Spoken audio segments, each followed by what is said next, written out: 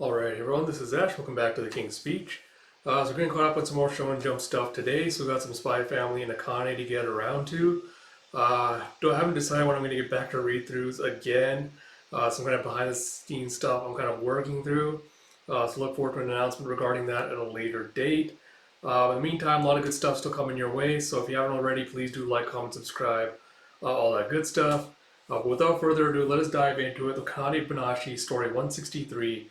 The final, with Rakugo supervision by Kikuhiko Hayashiya, story by Yuki Tsunaga, art by Takamasa Moe. And we have, sorry, let me just pull up the chapter properly on my tablet here. Where are you? It's the fucking guy with the hair, I cannot remember what his name is, Zenmai. I like he's got a little band for me because I knew I wouldn't remember his name. But you have, no, it's finally time, as he's wearing a headband saying, I am Protag. It's like the Zuian Prize, final! As he's doing like this huge pose. He's like, whoa, so many people, such excitement! And you have the two press people there. It's like, you rarely see televised Rakugo contest. Everyone's in a festive mood. It's like, yeah, a little too festive in some cases. And of course you have translation Stephen Paul, lettering by Sneeron.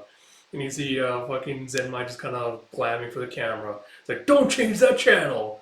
It's like, well, in that sense, the stars look at home. It's like, let's ask a bold question. Who's the rival you're most wary of at this event? And that's the reporters talking to Hikaru. She's like, honestly, I don't buy it. But there's no way that's going to be it for Akane Arakawa.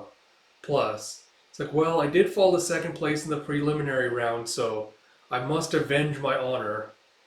And she's glancing over at Karashi's friend is glaring over at him. It's like, she's declaring war on you. It's like, the smaller the dog, the louder the bark. I got another beatdown in store for her.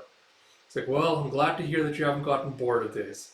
It's like, what? It's like, you used to always get bored of things after you won at them once. He's like, you don't get it. A boss battle isn't over after you win the first time. And she's like, someone Karashi would admit is a boss to him. Based on how he's talking, I can guess he's referring to, and it's like, I was thinking of Akane. It's like, what is with this man and being surrounded by beautiful women? It's like, Akane, and she's getting like all mad at him. Like, speaking of which, I haven't seen her, and it's time to check in. You have a good morning, and you have Shomei Subukiya, head judge. So, good morning, sir! So the festive air instantly chilled. So even among these young stars in the making, the Okanban stands supreme. Goes 5, we're missing someone. And then just flips open his watch, checks his time and clothes, and goes, it's time. Please remove our absent contestant from the schedule. He's like, huh?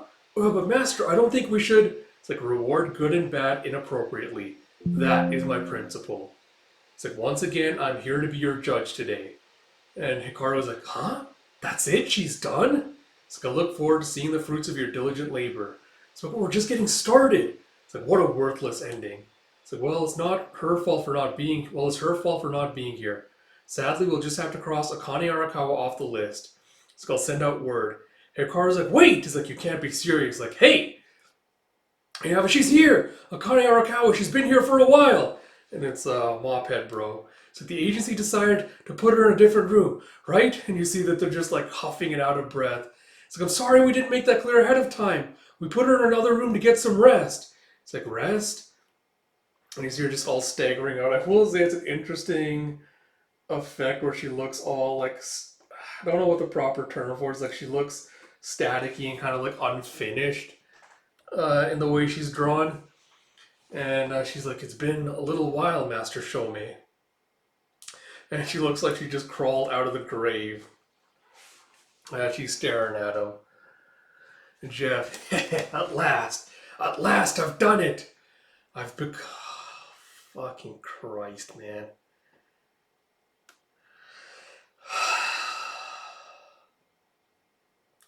Christ. I've become only Rakugo. And everyone's like, is she okay? She doesn't look like she's in any condition to do Rakugo. And Karashi's like, within the utterly illogical and unfair world of the arts, slowly grinding away at the problem ain't necessarily going to get you ahead. It's like, that crazy punk, she's coming for the win. And he's like, that was hasty of me. I take back my scheduling demand. I do remember that promise I made with you. I will determine if you're worthy of receiving God of Death.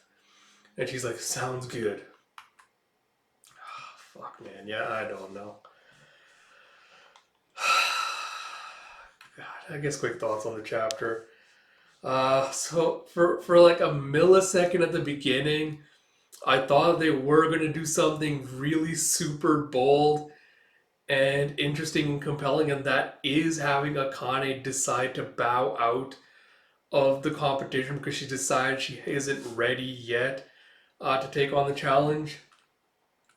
On the one hand, like, yeah, it makes sense. Like, of course, she's not the kind of person that would do something like that. Like, of course, it's a very shonen thing. Like, of course, last minute entrance where they come and reveal, like, the big, like, insightful thing, whatever, of insightful realization that they've come to, all of that. But again, like, it feels a little bit too gimmicky with like how these side characters, like Karashi's friend, like the reporters, everyone else, he's like, I can guess he's referring to like her, and they're like flashing back to like Akane and all that. Like it feels a little bit too gimmicky with like how much they're building up, like, oh, the legend of Akane Arakawa, like, oh my god, she's here, like, what's she gonna show us? And it doesn't help that when you have her entrance, she's kind of like staggering in, looking like, pale and like near death.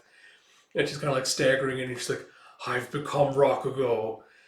Like, I don't know, man. Like, the line just came off so cringy and like out of place the way it was placed in the chapter. And I really don't know what to make of it.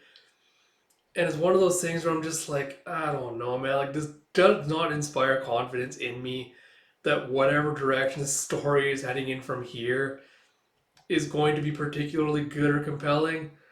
Uh, but again, like, I don't know, like, there's not really not much more to say apart from the criticism I had last chapter. The rivalry still does feel very one-dimensional between both Hikaru and Karashi and Akane. Again, it feels like we rush too quickly in the intermission between arcs. It kind of feels like we jump too quickly from performance to performance to performance, without enough downtime or like room to breathe between each one.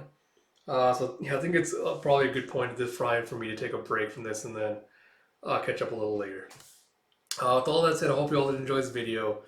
If you did, please do like, comment, subscribe, all that good stuff. Yeah, until next time, this is Ash. Talk to you all later.